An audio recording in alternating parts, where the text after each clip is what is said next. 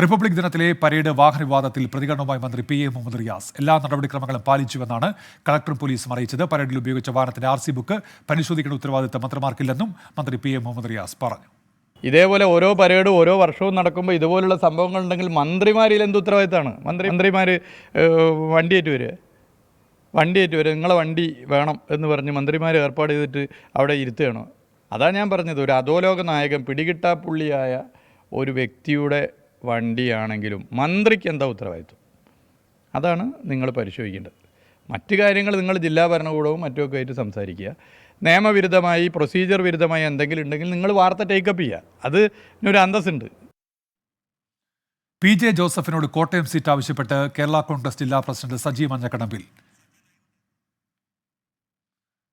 വാർത്തയിലേക്ക് എത്താം. സജോ ദേവസി ഇപ്പോൾ വിശദാംശങ്ങളുമായി കണ്ണൂരിൽ നിന്ന് ചേരുന്നുണ്ട്. നേരത്തെ സൂചിപ്പിച്ച വാർത്തയുടെ സജോവും ഇതൊരു വിവാദമായിരുന്നു. എന്താണ് മന്ത്രി ഇപ്പോൾ വ്യക്തമാക്കുന്ന നിലപാട്?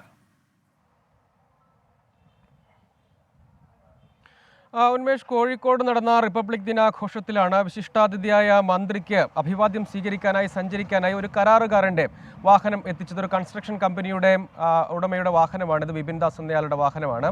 അതിനെ ചൊല്ലിയാണ് ഒരു വിവാദം ഉണ്ടായത്. പക്ഷേ മന്ത്രി വിശദീകരിക്കുന്നത്, സാധാരണ ഇത്തരം പരിപാടികൾക്ക് മന്ത്രിമാർ വിശിഷ്ടാതിഥിയെ ക്ഷണിക്കപ്പെടുന്നു, അവരവിടെ എത്തുന്നു, ഒരു വാഹനം തയ്യാറാക്കുന്നതും പോലീസും ജില്ലാ ഭരണകൂടവും ചേർന്നാണ്. ആ വാഹനം ആരുടേതാണ്, ആരുടെ ഉടമസ്ഥതയിലുള്ളതാണ്, അയാളുടെ തൊഴിൽ എന്താണ്, അയാൾക്ക് എന്തെങ്കിലും ക്രിമിനൽ പശ്ചാത്തലമുണ്ടോ എന്നതൊന്നും പരിശോധിക്കേണ്ട ഉത്തരവാദിത്തം മന്ത്രിക്കില്ല.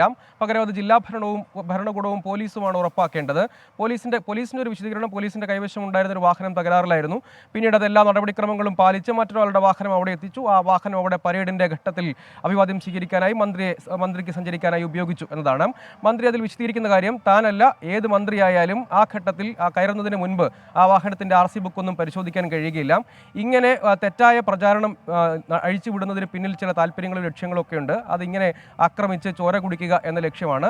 ഏതൊരു വ്യക്തിയുടേതാണെങ്കിലും, ഇനി ആ വ്യക്തിക്ക് ക്രിമിനൽ പശ്ചാത്തലം ഉണ്ടെങ്കിലും ഇല്ലെങ്കിലും, ഇദ്ദേഹം കരാറുകാരനാണെങ്കിലും അല്ലെങ്കിലും, ഒരു മന്ത്രിയെ സംബന്ധിച്ചിടത്തോളം ആ വാഹനം അറേഞ്ച് ചെയ്യുന്നത് മന്ത്രിയെല്ലാം, അതെല്ലാം ജില്ലാ ഭരണകൂടവും പോലീസിന്റെയും മാത്രം കാര്യമാണ്. അവർ എന്നോട് പറഞ്ഞത്, ഇതുമായി ബന്ധപ്പെട്ട് ചില പ്രചാരണങ്ങളും വാർത്തകളും വന്നപ്പോൾ താൻ ഇത് സംബന്ധിച്ച് ജില്ലാ കലക്ടറോടും പോലീസ് മേധാവിയോടും ഒക്കെ ചോദിച്ചിരുന്നു. എല്ലാ നടപടിക്രമങ്ങളും പാലിച്ചു എന്നാണ് അവർ പറയുന്നത്.